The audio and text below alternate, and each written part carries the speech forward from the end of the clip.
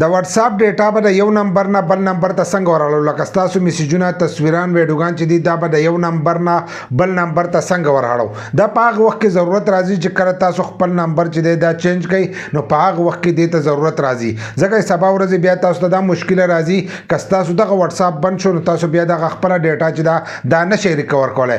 یا ځینې کسان بهر ملک ته لاړ شي، کوم چې مسافر دي بهر ملک ته لاړ شي، نو هلته کې خپل نمبر چې دی هغه نه چینج کړی، پاکستاني نمبر پکې موجودي، یا د هغه ملک نه راشي دلته پاکستان ته او د هغه ملک نمبر پکې موجودي. نو کله چې تاسو دغه واتس اپ بند شو، نو تاسو مکمل ډیټا چې دا ختم شوه، ځکه چې بیا هغه نمبر ته او ټي پي کوډ نه ځي او تاسو دلته کې خپل ډیټا چې دا نشئ ریکور کولی. نو د هغې لپاره به تاسو خپل نمبر چې دی دا به چینج کوئ، نو تاسو دغه مکمل ډیټا چې د یو نمبر نه به بل نمبر ته لاړ شي. د هغې لپاره تاسو له دا کول پکار دي چې تاسو خپل واتس اپ چې دی دا له ځان سره کولاو کوئ. چې څنګه تاسو خپل واتس اپ کولاو کوئ، نو له پاسه د ګوټه به تاسو ته درې ټاکې چې دي دا به ښکارېږي. هغه درې ټاکې چې څنګه تاسو ووایئ، نو تاسو به د واتس اپ سیټینګ چې دی دا به له ځان سره کولاو کوئ، چې لاندې به تاسو ته هغه آپشن ښکارېږي. نو سیټینګ چې دی څنګه هغه تاسو کولاو کړو، نو تاسو ته به د سیټ ښکارېږي.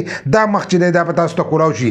دا مخ چې دی دا کولول غواړي چې تاسو ته سیټینګ چې دی دا مکمل کولاو شي. نو چې څنګه یو سیټینګ کولاو کړو، نو په دې کې به اولنی آپشن تاسو ووایئ، کومې ته چې د چابۍ دا نښه ده اکاونټ ورته لیکلی دی، دا به له ځان سره کولاو کوئ. چې څنګه یو دا کولاو کړو له ځان سره، نو تاسو به دې مخ ته راشئ. نو دلته کې به یې لیکلی چینج نمبر. ځینې کسان چې په انګلیش نه پوهېږي، نو د لاندې طرفه څلورم نمبر دی او د لا پاسه طرفه پنځم نمبر چې دی دا به له ځان سره کولاو کوئ. دا کوم چې خړ شو دا به له ځان سره دغه شانتې چې دی دا به کولاو کوئ. چې دا څنګه کولاو کوئ، نو تاسو ته به دا مخ راشي. دلته کې تاسو له معلومات چې دي دا هم درکړي، خو نه تاسو به نیکسټ ووایئ. دغه شانتې نیکسټ چې دی دا به ووایئ. چې څنګه تاسو نیکسټ ووایئ، نو دلته کې بس تاسو نمبر راشي، تاسو په کم نمبر باندې دا واتس اپ نو هغه به له پاس چې دی هغه تاسو ته شو کېږي. خو لاندې چې دی تاسو به پسې بل نمبر ولیکئ چې په کم نمبر کې دا تاسو کم نمبر ته دا خپله ډیټا ورغړوئ. نو هغه نمبر چې دی هغه په دې ځای کې چې دی لاندې به یې د ځان سره ولیکئ، خو په هغې کې به صفر نه لیکئ. بل که تاسو به بهر ملک کې، نو دلته کې بهانو مې لیکلی دی، تاسو به د هغې ملک کوډ چې دی به دلته ووایه. که تاسو بهر ملک کې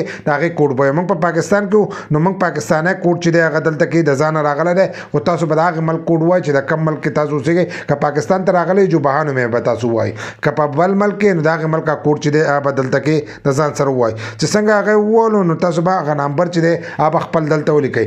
چې څنګه یو هغه نمبر ولیکو، نو لاندې به تاسو ته ښکارېږي نیکسټ به تاسو ته ښکارېږي شنه پټه او سپین لیکل چې دي دا به له ځان سره دغه شانتې چې دی دا به ووایئ. چې څنګه یې دغه ووایو، نو تاسو به دا مخ چې دی دا به تاسو ته کولاو شي. نو په دې مخ کې دلته کې دا یو آپشن ورکړی دی چې دا آن کېږي او اپ کېږي.